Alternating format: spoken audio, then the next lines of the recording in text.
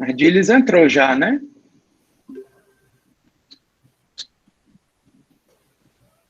Betânia,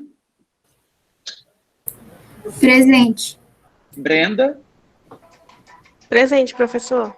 Bruna Larissa, Presente, professor. Roberto, Presente. Carolina Elisa, Presente. Carolina Liz,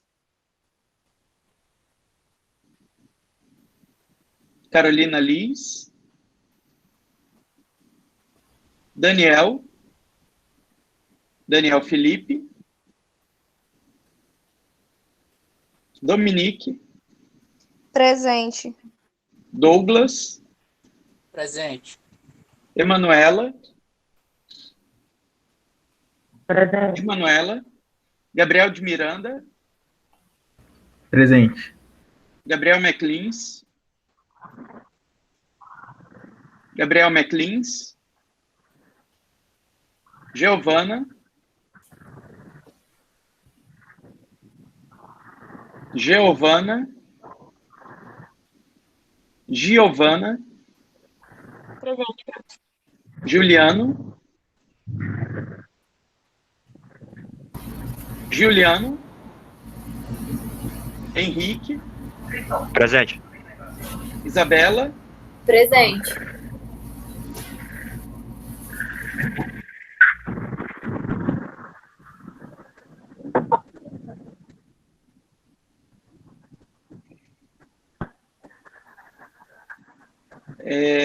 Isabela entrou aí, né? Jefferson,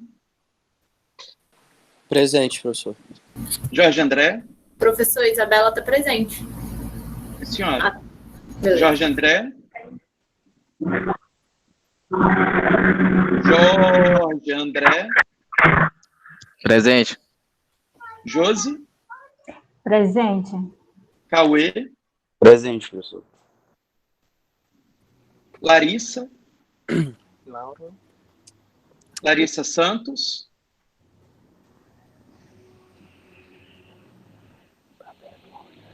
Lauro, Presente, professor. Lucas, Lucas dos Anjos, Marcos Daniel, Presente, Marcos Daniel. Marcos Caminha, Opa, Marcos presente. Caminha, Presente. Marcos Facundo, Marcos Facundo,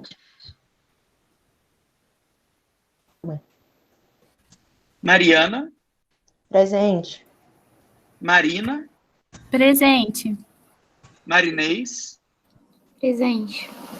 Melissa, Presente, professor. Milena, Presente. Natália, Natália, Pedro Carneiro, Presente. Presente. Pedro Henrique Maia, Presente. Pedro Hermógenes, Pedro Hermógenes, não? Rafael, Rafael, presente, professor. Rafaela, Presente. Rayara, Presente. Cristina, Presente. Ricardo,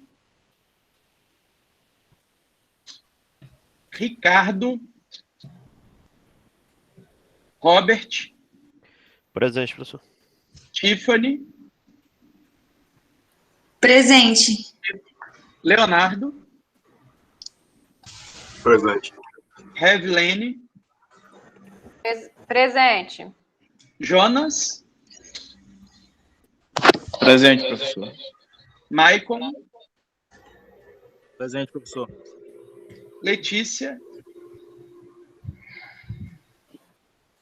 Letícia, Volni, Presente, professor. Nadine, Presente, professor. José Abrantes, Presente, professor.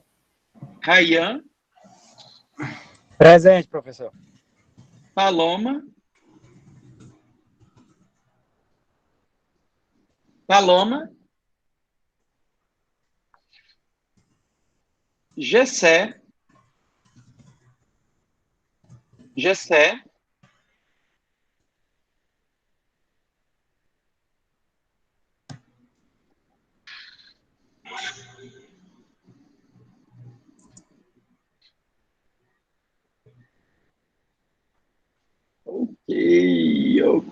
ok.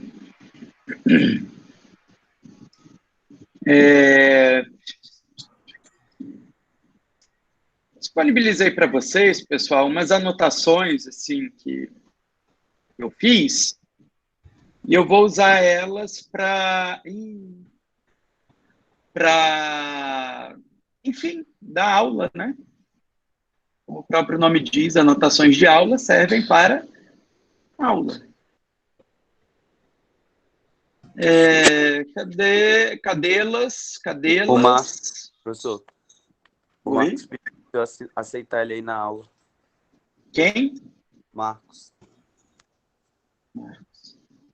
Não chegou, não? Daniel chegou. A Larissa chegou agora. Eu vou pedir para ele solicitar. Eita, Marcos também chegou. O Ardiles também está com dificuldade de entrar, professor.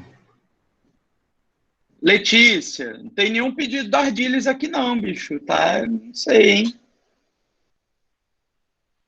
Não tem não. Os pedidos pendentes eu já acabei de aceitar. Pede para ele tentar de novo, por favor. Vou falar aqui com ele, sim, senhor.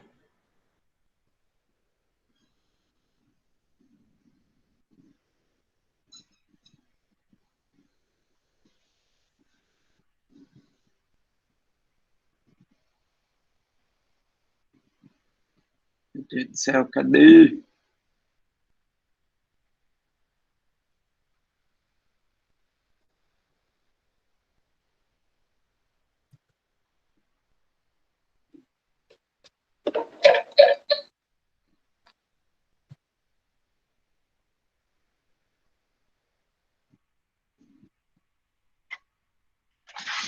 Vocês estão vendo minha tela?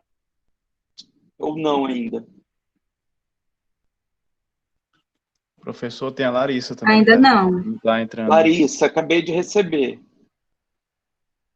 Olha, de aceitar. Parecendo a entidade, né? Acabei de receber a Larissa. Aqui, tela inteira. Agora pronto.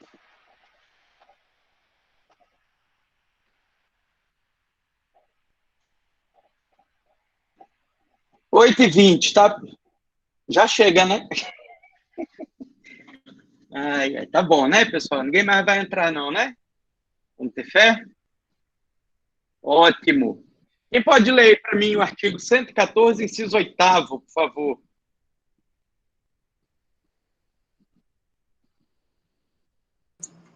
A execução de ofício das contribuições sociais previstas no artigo 195, inciso 1, a linha A e inciso 2, e seus acréscimos legais decorrentes das sentenças que proferir, condenatória ou homologatória em pecúnia. Isso aqui já são anotações minhas, tá? Obrigado. Foi Melissa, não foi, que leu? Ou Foi. não? Não sei. Fui eu. Então. Tô bom de voz, tá vendo, Melissa? Olha só. O inciso 8º traz uma peculiaridade bem interessante que a gente tem na Justiça do Trabalho, que é a possibilidade de executar de ofício o crédito da União referente a essas contribuições sociais. Então, eu quero que vocês entendam, primeiro, que a contribuição social, ela é uma espécie de tributo, né? Então, por ser uma espécie de tributo, normalmente, quem é devedor de um tributo é submetido a um processo que a gente chama de execução fiscal, e essa execução fiscal vai tramitar na justiça comum, né? No caso aqui, como a gente está falando, de uma contribuição previdenciária federal, né, de competência da União, então a execução seria perante a Justiça Federal. No entanto, o Constituinte pensa assim, olha, Fazendo uma analogia com o princípio da gravitação, é como se a gente imaginasse assim, já que a execução trabalhista vai executar o principal, que é, enfim, as verbas devidas ao empregado, a gente aproveita, então, esse mesmo processo e já executa também aquilo que é devido à União, a título de contribuições sociais. E aí, vocês vão ver um pouco mais adiante, com a professora Michele, provavelmente, que a nossa Seguridade Social tem inúmeras fontes de custeio. Dentre elas, a gente tem aquelas contribuições que incidem sobre a folha de pagamento, que incidem não apenas para o empregador, mas também para o empregado. Então, o Constituinte vai atribuir à Justiça do Trabalho a competência de executar as contribuições que incidirem sobre aquilo que for objeto de sentença condenatória ou homologatória em pecúnia. E por que eu faço questão de destacar isso para vocês?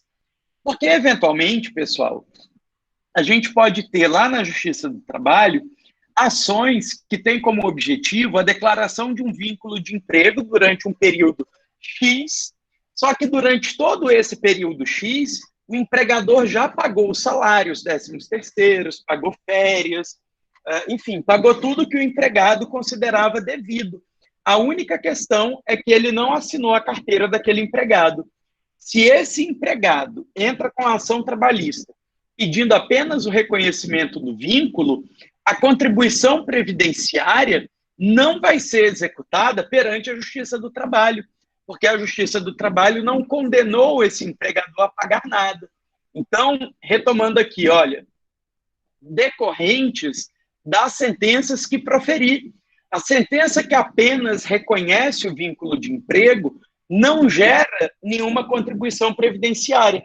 Consequentemente, se esse empregador deixou de pagar as contribuições ao longo de todo o contrato, a competência para executar essa dívida é da Justiça Federal Comum.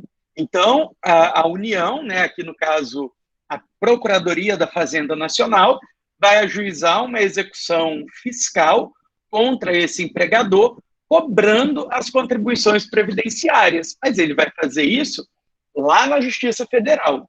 Por outro lado, supondo que esse empregado tenha pedido, além do reconhecimento do vínculo durante 10 anos, ele pediu também 13º de 2015, 16, 17, 18, 19, 6/12 de 2020, e o juiz do trabalho condena a esses pagamentos, sobre eles incide contribuição previdenciária, e essa contribuição previdenciária vai ser executada de ofício na própria Justiça do Trabalho.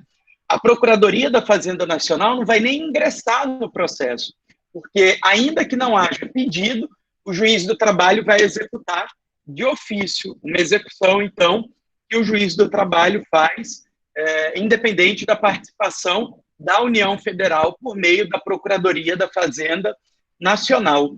E aí, olha só, eu trago aqui para vocês um exemplo verídico mesmo, né? Uma pessoa qualquer, fulana, ajuizou uma reclamação trabalhista contra uma empresa que vamos chamar aqui de Star. E aí a Star fez um acordo com essa empresa, se comprometendo a pagar R$10.000 a título de saldo de salário em 5 parcelas de R$2.000. Por se tratar de saldo de salário, a gente tem a incidência de contribuição previdenciária. E por ter a incidência de contribuição previdenciária, essa empresa deveria ter pago, além daqueles 10 mil devidos diretamente ao empregado, outros X% devidos à Previdência Social. No caso aqui, seria 20% de Previdência Social. E como ela não fez esse recolhimento, ela sofreu uma execução fiscal de ofício. Então, quando ela menos esperava, achando que estava livre da dívida com aquele empregado, e, de fato, para o empregado ela já tinha pago tudo, ela sofreu uma execução. Então, o oficial de justiça apareceu lá na porta da dona da Star, dizendo, olha, você deve R$2.000 para a Previdência Social. Se você não pagar no prazo de 48 horas, eu vou penhorar tantos bens quanto bastem para poder satisfazer essa dívida. Então, percebam que essa competência é uma competência bastante diferenciada, porque a gente vai falar aqui, dentro da própria execução trabalhista, dentro do mesmo processo de execução trabalhista, haverá também uma execução fiscal, beleza? Quem pode ler para mim a súmula 368? Deixa eu até anotar aqui para vocês conferirem depois, se quiserem. Súmula 368 do TST. Pode ler só o item 1, por enquanto.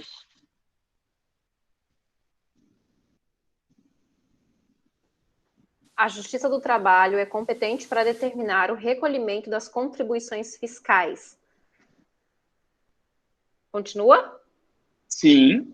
A competência da Justiça do Trabalho quanto à execução das contribuições previdenciárias limita-se às sentenças condenatórias em pecúnia que proferir e aos valores objeto de acordo homologatório que integrem o salário de contribuição. Então, olha só. O professor quer dizer, então, que aquele empregador que admitiu o empregado trabalhou durante 20 anos na firma, nunca teve a sua carteira assinada, consequentemente, nunca houve o recolhimento das contribuições sociais. Esse empregado entra com a ação trabalhista e pede apenas o reconhecimento do vínculo de emprego. O juiz do trabalho não pode mandar pagar as contribuições previdenciárias? Não, não pode. Porque se não houve pedido condenatório em pecúnia, não pode haver condenação das contribuições sociais. Agora, evidentemente, pessoal, que havendo o pedido de condenação em pecúnia, não precisa haver pedido para condenar nas contribuições sociais. Né? E aí, quando a Constituição fala que a execução é de ofício, eu quero que vocês entendam que a condenação também pode ser de ofício. A gente está falando aqui, portanto, de uma situação que vai caracterizar o princípio da extrapetição, situações em que o juiz pode condenar, ainda que não tenha havido pagamento. E vou além, quero que vocês percebam que, na reclamação trabalhista, eu tenho como parte reclamante de um lado e, do outro lado, reclamado. E o crédito da contribuição previdenciária é de quem? Da União. Ou seja, ela sequer é parte no processo naquele momento. E ainda assim haverá uma condenação. Notem que esse raciocínio aqui, ele vai completamente ao contrário daquilo que a gente estuda, por exemplo, em processo civil, quando a gente fala dos limites objetivos e subjetivos da coisa julgada, né? E a gente vai aprender lá pelo 503, 506, que vão dizer, do CPC, né? Que vão dizer para a gente assim, ó, o juiz não pode condenar além daquilo que foi pedido. E mais do que isso, a eficácia da coisa julgada é limitada às partes do processo. Aqui, então, a gente vai ter a formação de um título executivo em favor de alguém que não foi parte, envolvendo algo que eventualmente nem foi pedido, né? A boa técnica diz que o reclamante, quando faz pedidos em pecúnia, já pede também que o juiz condene o reclamado a pagar também as contribuições sociais. Mas ainda que não haja esse pedido, o juiz pode, e mais do que isso, ele deve condenar de ofício a esses pagamentos. Show de bola? Item 2, por favor.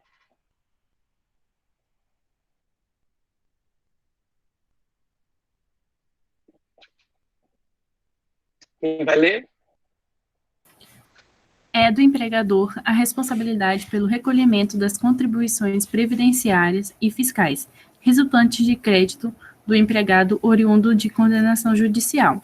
A culpa do empregador pelo inadimplemento das verbas remuneratórias, contudo, não exime a responsabilidade do empregado pelos pagamentos do imposto de renda devido e da contribuição previdenciária que recaia sobre sua quota à parte. Muito bem. Então, olha só. seja no pagamento espontâneo, né, feito por meio de contra-cheque, enfim, depósito bancário, ou seja por meio de um pagamento forçado perante a Justiça do Trabalho, quando o empregador vai pagar o salário, ele desconta uma cota parte, que é a contribuição previdenciária do empregado, né? E aí, o que o TST está nos lembrando aí é que essa responsabilidade pelo recolhimento é do empregador, ok? É o empregador que faz o recolhimento também da cota parte do empregado, claro que mediante desconto. Se, porém, o empregador deixar de proceder a esse desconto, o empregado não se exime da responsabilidade. Afinal de contas, quem efetivamente é o devedor dessa alíquota é o empregado e não o empregador. Então, é possível, portanto, a gente ter uma execução fiscal contra o empregado. Em se tratando de verbas decorrentes de sentença condenatória ou homologatória, essa execução fiscal pode ser feita de ofício, deve ser feita de ofício, nos próprios autos da reclamação trabalhista. Beleza? Professor, Oi? Só uma dúvida quanto a essa questão. Se ele discutou do empregado, ele adquiriu a obrigação de recolher, sob pena de apropriação indébita. Certo? Que aí ele se apropriou, ele cometeu um crime do desconto que ele já fez do empregado. Esse entendimento existe na Justiça do Trabalho também. Que assim, se ele se apropriou indebitamente, porque ele já descontou do servidor e não recolheu, ele responde com o patrimônio da empresa e com o dele para retribuir ou devolver o recurso que é da União ou do ente que ele fez essa dedução em consignação, certo? Exatamente. Por isso que tanto o TST quanto eu estamos dizendo que essa situação aqui do item 2 da súmula 368 é quando o empregador não faz o desconto, né? E aí, portanto, o empregado não pagou, simplesmente, não pagou para ninguém. Aí, nessa situação, o empregado pode sofrer a execução fiscal. Do contrário, em tendo havido o desconto, aí é o empregador que vai se virar com a Previdência Social e, eventualmente, vai se virar com o Ministério Público Federal também, né? Porque o crime não é exatamente a apropriação indébita, mas tem um crime específico nessa situação de retenção dolosa de salário, tá? Não lembro exatamente qual é o artigo, mas tem um especificamente que envolve essa situação que você comentou, José. Muito bem lembrado. Item 3, quem pode ler para mim, por favor? Eu posso, professor. Por favor. Os descontos previdenciários relativos à contribuição do empregado, no caso de ações trabalhistas, devem ser calculados mês a mês, em conformidade com o artigo 276, parágrafo 4º do Decreto 3.048 de 99, que regulamentou a Lei 8.212 de 91, aplicando-se as alíquotas previstas no artigo 198, observado o limite máximo de salário de contribuição. Muito bem. Isso? Então, olha só. Isso. Só explicar aqui para vocês que a questão do pagamento das contribuições sociais, pessoal, ela é bem minuciosa e não cabe a gente aqui em processo do trabalho ficar entrando muito nessas minúcias. Mas eu queria, desde já, que vocês entendessem que esse recolhimento tem que ser feito, né? Tem que ser calculado e recolhido mês a mês, porque a cada mês eu vou verificar qual é a alíquota devida pelo empregado e pelo empregador, e isso varia de acordo com o salário que o cara recebeu naquele mês, varia de acordo com as faixas de alíquotas previstas pela Previdência Social. Então, é um cálculo que não pode ser feito simplesmente assim, no final do contrato de trabalho tem 20 mil reais de hora extra pendente. Não, tem que ver quantas horas extras em cada mês para poder calcular mês a mês e, inclusive, para poder atualizar e incidir juros mês a mês sobre esses valores que ficaram pendentes, o recolhimento do salário e contribuição, beleza? Os demais itens vocês podem ler de casa, a gente não precisa se debruçar sobre eles. E aí, com isso, então, a gente fecha a ideia da competência para executar de ofício as contribuições sociais, né, competência prevista aí no inciso 8º do artigo 114. Quem lê para mim agora o inciso 9º, está aí na tela.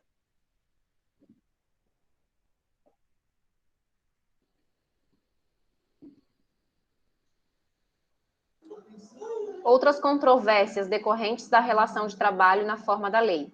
Seguro-desemprego, indenizações, ações sobre o meio ambiente de trabalho. Beleza. Então, olha só.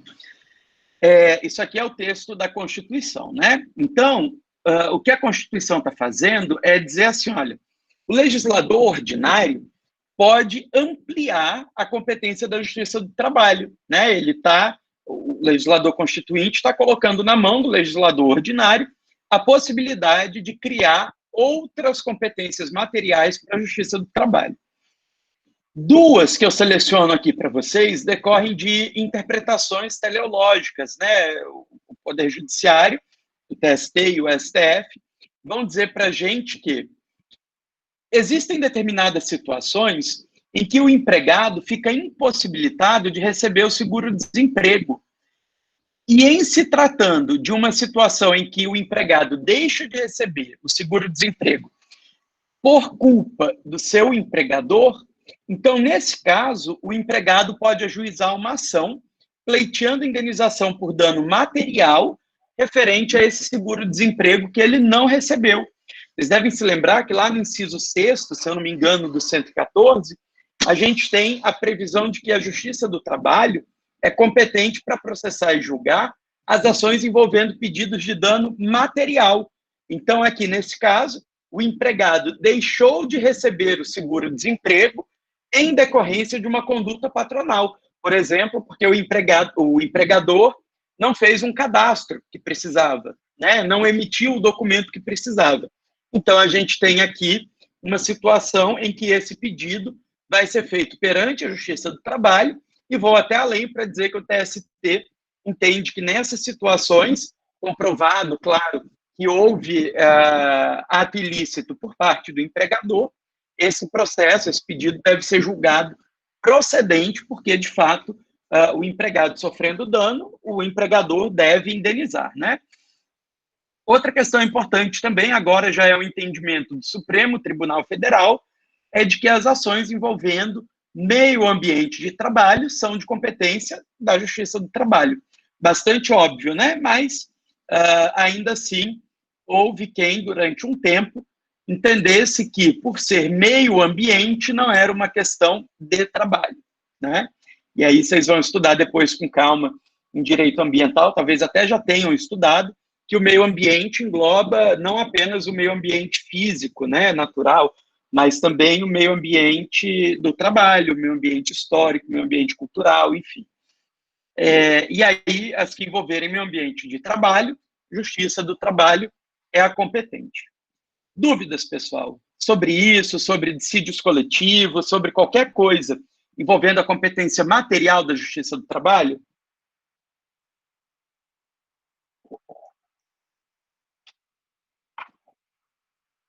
Não? Cadê o chat?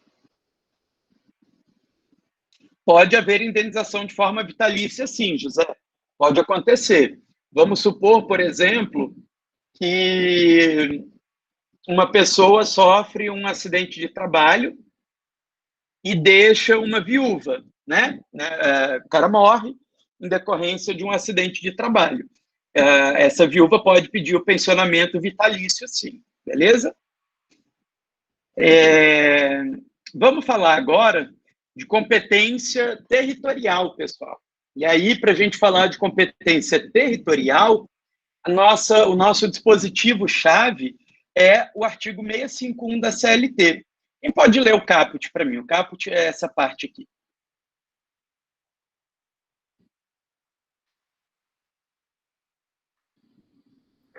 A competência das juntas de conciliação e julgamento das varas do trabalho é determinada pela localidade onde o empregado, reclamante ou reclamado, prestar serviços ao empregador, ainda que tenha sido contratado em outro local ou no estrangeiro.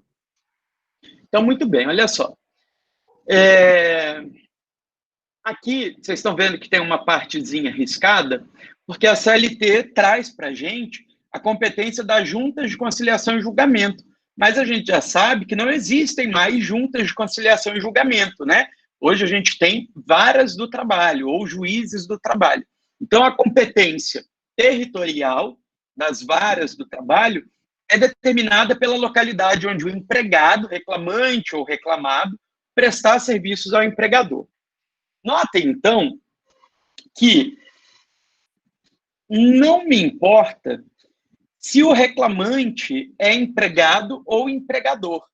É bem verdade, pessoal, que na absoluta maioria das vezes, o reclamante é o empregado, ok?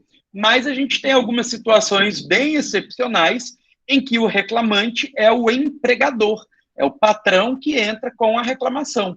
A gente tem, por exemplo, as ações de consignação em pagamento, as ações de inquérito para apuração de falta grave, ações indenizatórias movidas pelo empregador contra o empregado, por que não? Né? Pode acontecer. Então, independente de quem seja reclamante ou reclamado, o que importa é a localidade da prestação de serviço. Então, eu vou sempre analisar onde o empregado prestou o serviço e ali será a competência da vara do trabalho. Agora, notem que a gente está tratando aqui no caput do 651 daquela situação em que tanto o empregador quanto o empregado são fixos. Ou seja, aquele modelo mais tradicional de prestação de serviço. Né? Pensando aqui no meu caso, por exemplo, São Lucas tem sede aqui em Porto Velho, ou melhor, tem estabelecimento aqui em Porto Velho, e eu trabalho aqui. Então, a São Lucas é fixa, e eu também sou fixo, eu sou empregado de Porto Velho, entende? É muito diferente quando a gente pensa, por exemplo, num representante comercial, que a empresa está fixa num lugar e o empregado está se deslocando para oferecer os seus serviços, né, para prestar os seus serviços.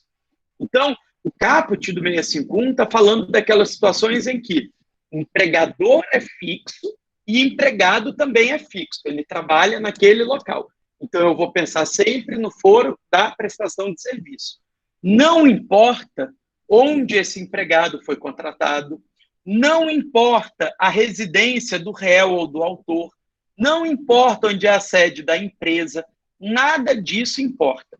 Em se tratando de um contrato em que o empregador tem sede e o empregado trabalha nessa sede, eu estou falando que a competência territorial é do foro de prestação de serviço. Professor, mas, por exemplo, São Lucas tem São Lucas Porto Velho e São Lucas de Paraná. Você está trabalhando aí no São Lucas desde 2016. E se ano que vem você for transferido para Ji-Paraná, ou seja, você for passar a ser fixo de Ji-Paraná, onde você vai processar? Aqui a gente tem uma questão que é um tanto quanto discutível, né? Porque a CLT fala que é o local da prestação de serviço.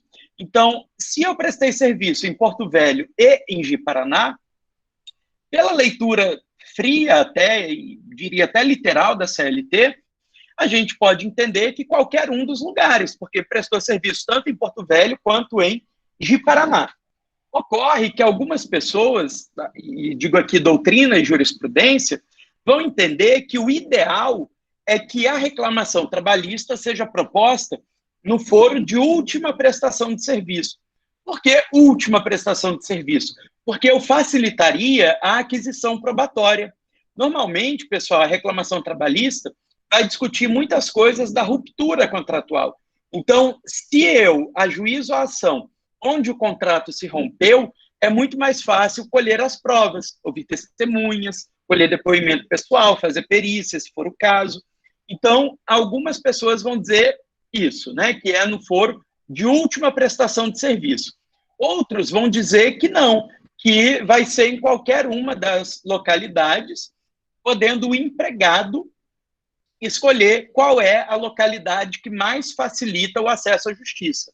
E aí o argumento que esses doutrinadores e magistrados utilizam é no sentido de que nós estaríamos dando ao artigo 651 uma interpretação conforme a Constituição para prestigiar o que está lá no artigo 5º, inciso 35 da Constituição Federal, que traz para a gente o princípio do acesso à justiça. Beleza? Então, a gente tem argumento para os dois lados. Beleza pura? Parágrafo 1º, quem pode ler para mim? Só essa partezinha aqui, ó.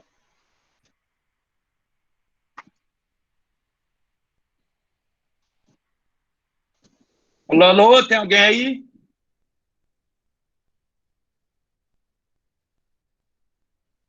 Ah, misericórdia. Qual é, professor? Ah, tem. Posso repetir? Esse aqui, ó. Pode?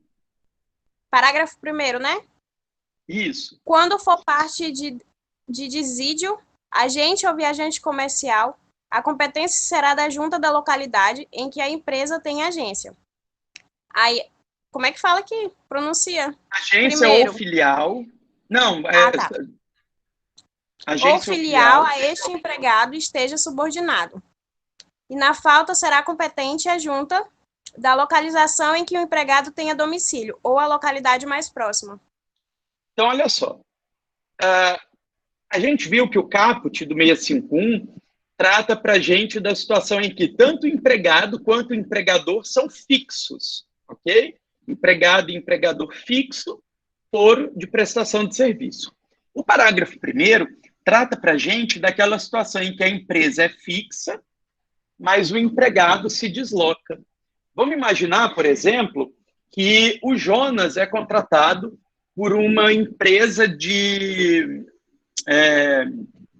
por um laboratório, né, da indústria farmacêutica, que tem uma filial sediada em Manaus, e essa empresa, esse laboratório, né, essa filial de Manaus, faz a cobertura de toda a região norte.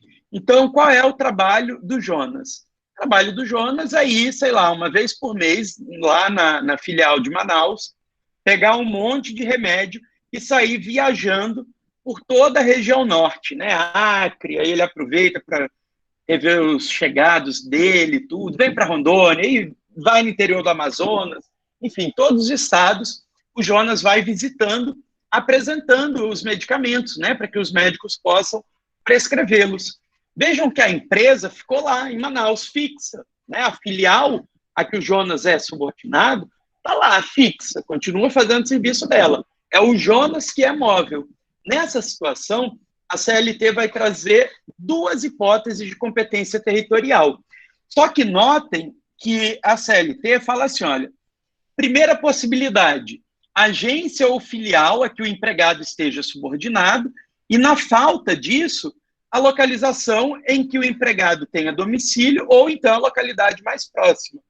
Notem que a CLT traz uma ordem aqui de preferência, né?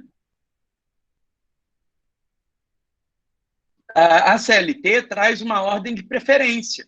Então, o empregado só pode ajuizar a reclamação trabalhista no seu domicílio se não houver filial.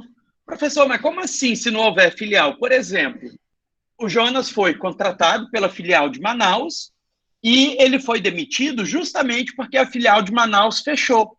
Então, aquela filial a que o Jonas estava subordinado não existe mais. Então, nesse caso, o Jonas voltou a morar em Cruzeiro do Sul, ele vai ajuizar a sua reclamação trabalhista lá em Cruzeiro do Sul e a empresa que lute para pegar uma canoa e chegar na vara do trabalho que o Jonas ajuizou a reclamação trabalhista. Beleza? Parágrafo 2º e 3º. Quem pode ler os dois para mim? A competência das juntas de conciliação e julgamento estabelecida neste artigo estende-se aos dissídios ocorridos em agência ou filial no estrangeiro, desde que o empregado seja brasileiro e não haja Convenção Internacional dispondo em contrário. Parágrafo 3º. Em se tratando do empregador que promova realização de atividades fora do lugar do contrato de trabalho, é assegurado ao empregado apresentar reclamação no foro da celebração do contrato ou no da prestação dos respectivos serviços. Escolha do reclamante. Isso aqui já é um comentário meu, tá, pessoal? Então, olha só. Notem que, enquanto no parágrafo 1º, a CLT fala assim, ó, aí na falta desse, aí tem uma segunda possibilidade, aqui no parágrafo 3º, a CLT fala um ou outro. Então, aqui a escolha, de fato, é do reclamante e não há uma ordem de preferência, né? Enfim, vai ser mesmo da escolha do reclamante. Agora, notem, que é bem importante isso aqui, né? É que a gente está falando de uma situação em que tanto a empresa quanto o empregado são móveis. É o caso, por exemplo, do circo, né? Que é bem tradicional, assim, nos exemplos, mas a gente pode pensar em várias outras situações, como, por exemplo, essas produtoras de show, né, que eventualmente não tenham uma sede, que fiquem prestando serviço em vários lugares, os músicos vão juntos. Enfim, sempre que a gente pensar empregado e empregador móveis, aí a gente tem, então, a possibilidade de ajuizamento no foro de celebração do contrato ou no da prestação de serviços. Ainda falando de competência territorial, se houve mudança, se mudou o endereço, houve alteração de contrato, vale a norma, é isso, vale a norma do 651, exatamente. O artigo 800 vai falar para a gente assim, ó, e aqui é bem importante, tá, pessoal, vocês até destacarem esse dispositivo. Aliás, todos os dispositivos que a gente viu hoje são bem importantes, mas eu quero chamar a atenção de vocês que lá no 337 do CPC, vocês devem ter aprendido no semestre passado que para o réu arguir incompetência, seja incompetência material ou incompetência territorial, ele deve fazer isso em preliminar de contestação, né? Está lá no artigo 337, no Código de 2015. É irrelevante se a incompetência é absoluta ou relativa, vai ser sempre em preliminar de contestação.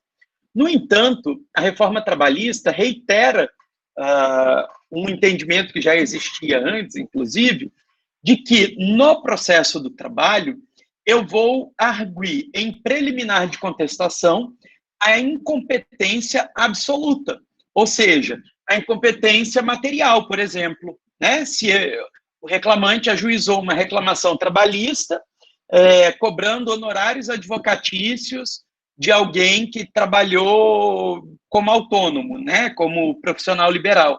A gente já sabe que, por força de súmula do STJ, essa competência não é da Justiça do Trabalho, é uma competência da Justiça Comum. Então, essa incompetência, por ser absoluta, eu vou arguí-la em sede de preliminar de contestação. Por outro lado, em se tratando de competência territorial, eu tenho uma competência que é relativa. E essa competência relativa aqui no processo do trabalho vai ser apresentada por meio de exceção de incompetência. Essa exceção de incompetência é uma peça em apartado que vai suspender o processo, o curso normal do processo, até que ela seja resolvida e depois de resolvido o processo volta a tramitar. Vocês devem se lembrar lá de processo civil 1, que eu ensinei para vocês que, enquanto a incompetência absoluta não preclui, pode até desfazer a coisa julgada, a incompetência relativa preclui. Significa que, se eu não arguo no prazo legal, eu não posso mais arguir depois. Né? Aquela nulidade vai se converter em ato válido, né? Em processo válido, e a gente vai ter uma prorrogação de competência.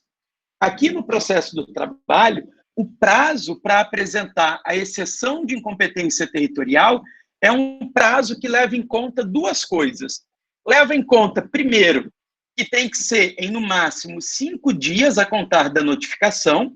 Então, recebi a notificação via Correios. Eu tenho 5 dias úteis a contar do dia seguinte, né? Então, exclui o dia que eu recebi, a partir do primeiro dia útil subsequente, começa 1, 2, 3, 4, 5.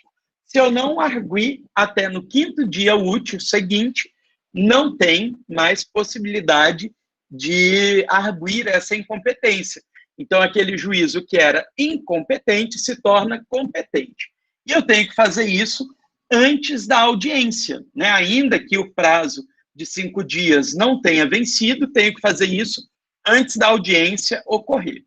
Tem que fazer isso em peça que sinalize a existência, então eu digo que é uma peça em apartado, não pode fazer isso, por exemplo, no corpo da contestação, tem que fazer uma peça realmente em apartado. E aí, o artigo 800 vai trazer para a gente o procedimento dessa exceção de incompetência. Mas, basicamente, pessoal, eu vou lá, protocolo a minha exceção de competência, o juiz analisa e, então, ele manda o excepto se manifestar. Excepto é a parte ex-adversa, né, a parte contrária. Quando a gente tem uma exceção, qualquer que seja a exceção, de competência, de suspeição, de impedimento, o que for, a gente vai dizer que a parte que está arguindo é a excipiente, ok? Vou anotar aqui para vocês, para não ficar dúvida. Excipiente. E, do outro lado, a gente tem o excepto, ok? Excipiente é aquele que argui. Então, argui. Então, a gente vai dizer que, nesse caso aqui, é o reclamado, beleza? O reclamado é o excipiente, enquanto o excepto é o reclamante, que é sempre a parte ex-adversa. E aí, como o prazo para arguir é de 5 dias, o prazo para se manifestar também é de 5 dias. Então, o excepto vai ter 5 dias para se manifestar, em seguida o juiz decide, e aí, caso ele acolha a exceção de incompetência, ele declina da competência para o juízo que ele entender competente, ou, se ele rejeitar, o processo volta a correr naquela mesma vara. Vamos pensar aqui na seguinte situação.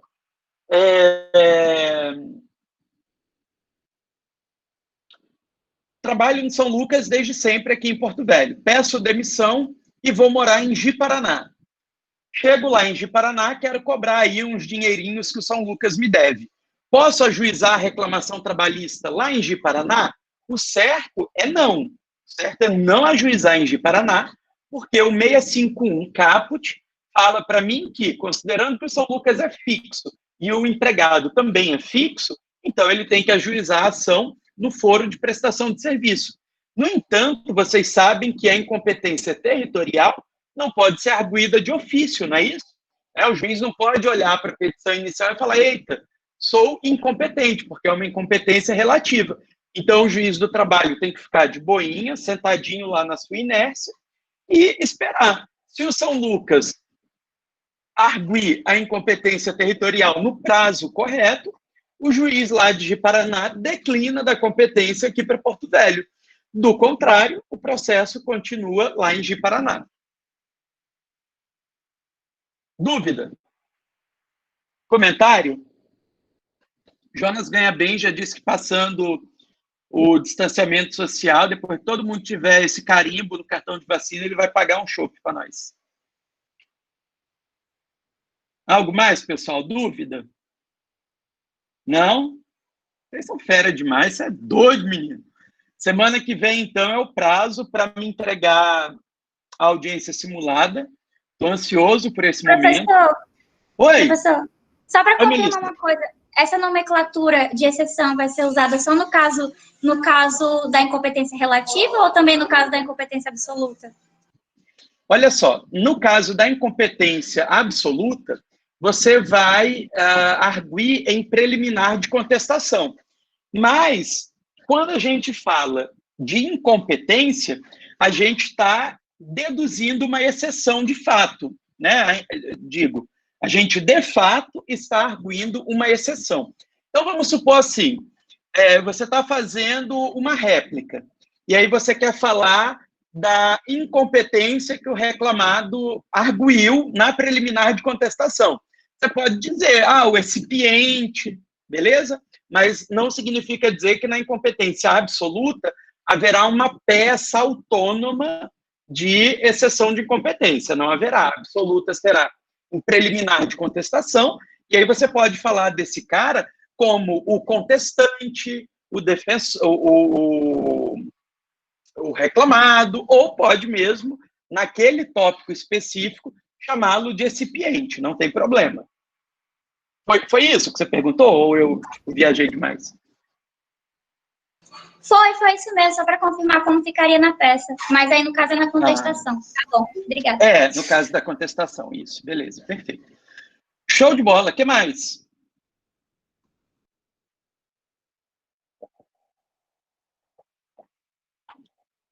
Nada mais? Então tá bom, vocês viram que eu tive que antecipar o prazo das APS, né, pessoal? Enfim, pedi desculpas, mas... manda quem pode, obedece quem tem juízo.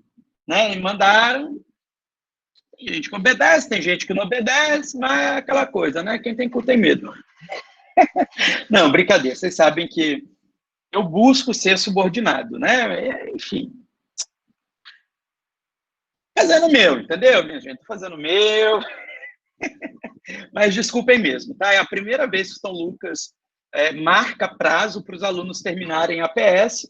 Enfim, novidades sempre existirão e sei lá vi. A prova é daqui 15 dias, Alice. Não, foi Rayara que perguntou. A prova é daqui 15 dias. Semana que vem vocês me apresentam o trabalho e eu dou mais um conteúdo, que provavelmente será pressupostos processuais, e aí na outra semana já é prova. Lembrando que ela começa às 19h, é online, tem duração de 1h30, não estou muito certo, mas depois eu revejo esses pontos aí. Fechou. Bom trabalho aí para vocês, viu? Aproveitem. Um abraço.